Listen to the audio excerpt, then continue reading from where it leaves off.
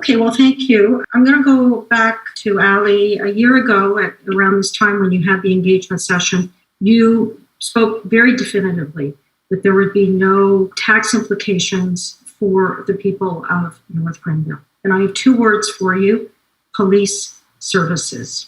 And sadly, what I'm hearing you do tonight is what I unfortunately expected, which is you're diminishing the reality that there will be tax increases for this community for the policing services that are required by this facility. You cannot tell us now, predict in any way, in 7 years, in 10 years, and 15 years from now, what the policing needs will be at that facility. So I wish you would just be candid and just acknowledge we've seen the numbers from Penetang, we've seen the numbers from Greater Napanee. We can go around the province and find all the numbers. We just know, in fact, there will be a tax implication, and it's important that that finally be acknowledged by this ministry, by our MPP, by our mayor, and stop pretending it's not happening. And the other reality that we had to find out only through an access to information request, which, by the way, withheld 90% of the relevant information regarding the site selection, we found out that part of the reason for choosing this site was it allowed you enough land to expand in the future. Now, you'll tell me we don't know if we're going to, we may not. The fact of the matter is that this community has no guarantee that that will not expand over time. And so whatever plans you have for this buffer zone, which does not sound terribly appealing, by the way, and I think Lucas was making the point, why lose any of that precious land? Why pave over any of that precious land? So my question is for Minister Clark. And Minister Clark, you have not answered. Two people have asked you to answer, and you have not answered them. We asked you to come here in person and talk to people. You have not done that either. So my question to you is, I want you to look Lucas in the eye, and I want you to answer his question about how you could possibly have thought that taking that piece of land, paving it over, destroying that heritage farmland, and building a prison was in the best interests of this community. Thank you. Yeah, Ali, I wasn't expecting to have so many questions tonight, but I want Colleen to know, I know she's very angry at me. And I want to assure everyone tonight, the reason I pushed so hard to have this meeting tonight was I felt there needed to be some answers. I think you heard me at the start of this call. I think there are some legitimate concerns that people need to have answered in the community.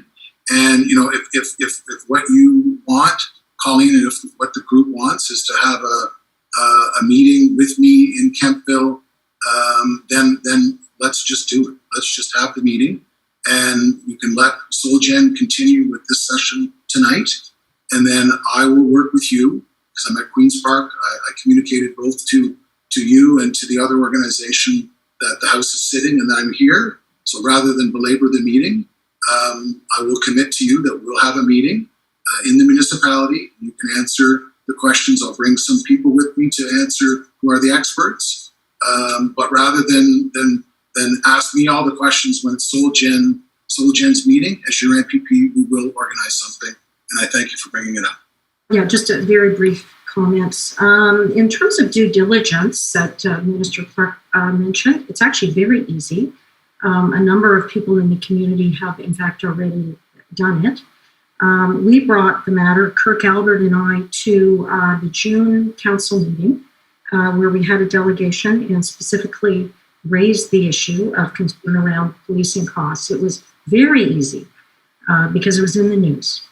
And I can't read anyone's mind, but I'll be honest, Minister Clark, it seemed to me that you were not terribly interested in hearing our concerns in that matter. So I'm very glad that you're now showing that level of interest.